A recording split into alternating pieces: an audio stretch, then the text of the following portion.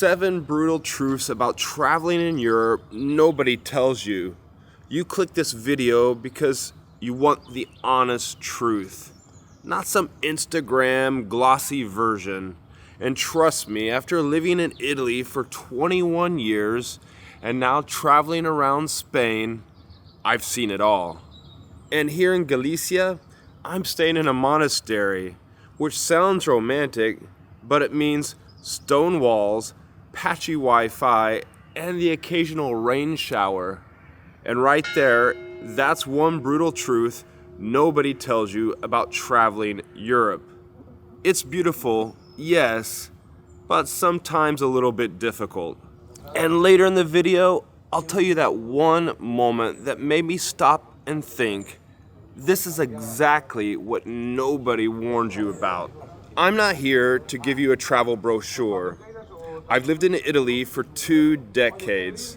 I'm on the road consistently, and I've made every mistake in the book. So let's break down the truths and the fixes you'll actually need. Hotel Wi-Fi often sucks. Brutal reality here in Europe, old buildings, thick stone walls, and sometimes lazy hotel staff often means internet is non-existent.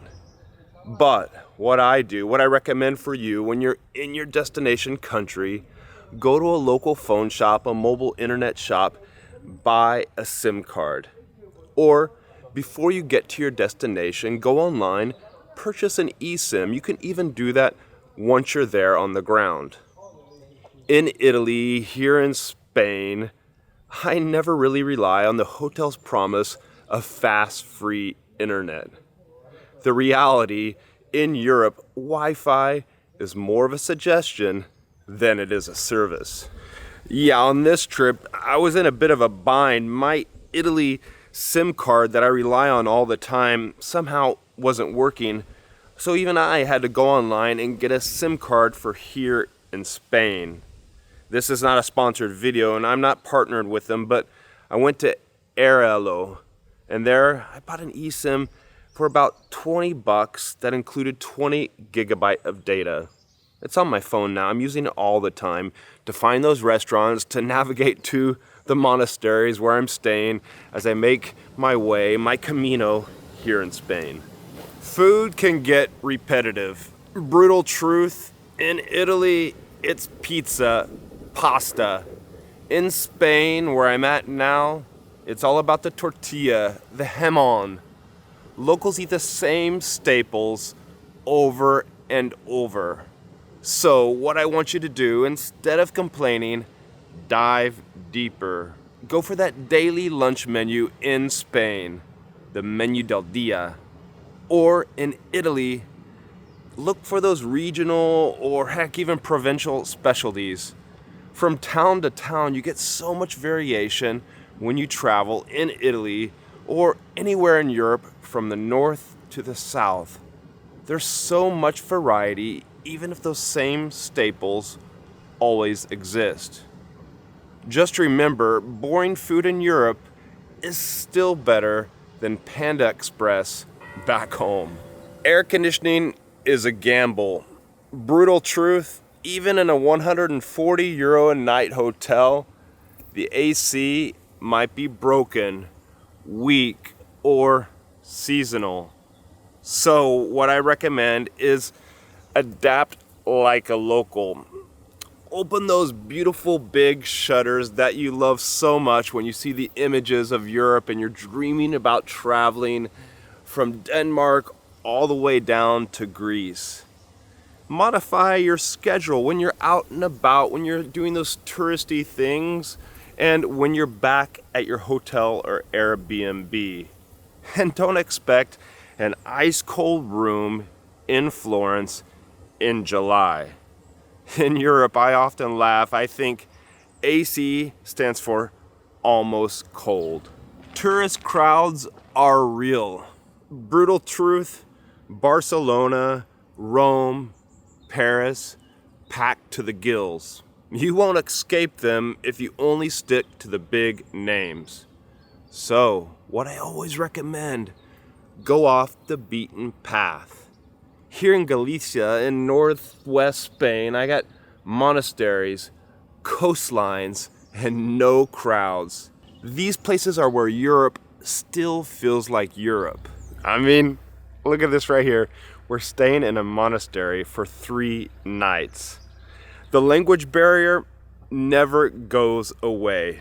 Brutal truth, cross a border, it's a new language, and you're misunderstood constantly. So embrace it. Smile, point, play the fool. People open up when they see you trying.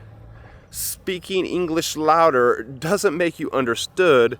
It just makes you that loud tourist that everyone wants to avoid. I always say, when you're on your way towards a new destination, on that bus, on the train, on the plane, open up the internet. Open up your travel book. If you're old school, you get a travel book with a few phrases and information on the country. Well, learn 5 or so words. In Spain, hola for hello. Gracias for thank you. ¿Dónde estás el baño? That's an important one. Where's the bathroom? La cuenta, por favor. The bill, please. Or simply, every time you point towards something, if you're not even speaking Spanish, you can just say, por favor, gracias, please, thank you, and you're set. Logistics aren't always smooth. Brutal truth, strikes, train delays, and random today we don't run schedules happen. So stay flexible. Some of my best Europe stories happened when plans fell apart. Missed trains leading to lost villages or unexpected dinners. I remember that time we were traveling through France. It was in this golden colored Volvo, flat rear tire, and you know the new rental cars these days, they don't include a full spare. And yeah, I can change a spare. Everyone should know how to do that on a car, not call the service number. But I looked in the back, yeah, all I could find was a canister of some foamy air. We tried it, it didn't hold. But get this, we found our way to the nearest garage. We had to drive on that flat tire, don't recommend it. We got there, and the service guy, out of the world, such a nice guy, fixed it right away, and we didn't expect that because we're in France. And you don't want to get franced when you're in France. But that time, we didn't get franced, and in that garage, besides from that nice guy, I always remember all the cool old posters he had up on the wall, some kind of posters from the United States, and some kind of risque photos of girls, pinups from the old 50s and such.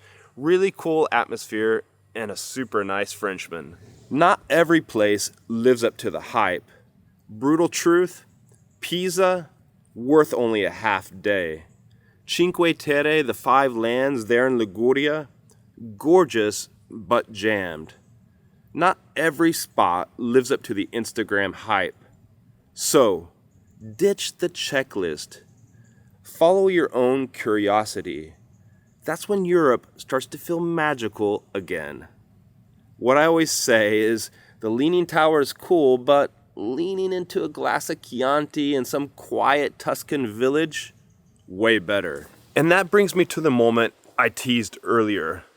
I was walking my way through Florence on a city bike. I stopped there as I was passing the main cathedral, the big Duomo, because even after all these years, I'm still blown away by Brunelleschi's architecture.